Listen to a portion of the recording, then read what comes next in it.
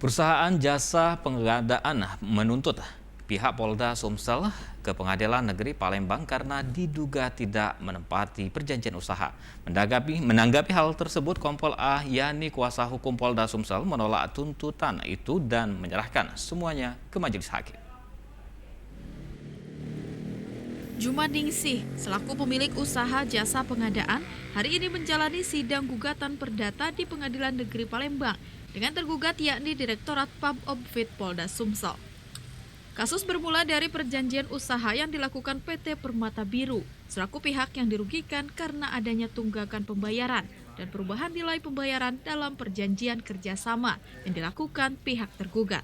Dalam gugatannya, pihak penggugat menuntut ganti rugi sebesar 1,1 miliar rupiah yang ditimbulkan akibat perjanjian kerjasama yang tidak diselesaikan pihak Polda Sumsel. Kami mengalami kerugian di pertengahan kontrak berjalan diturunkan nilai kontrak. Jadi nilai dari kontrak mobil itu diturunkan. Jadi kami merasa dirugikan dan merasa terzolimi ya dalam hal ini ya. Jadi kami menuntut hak kami. PN ini kami menuntut hak kami seadil-adilnya karena kan kami pihak yang lemah gitu ya. Berapa nilai kerugian yang kita alami?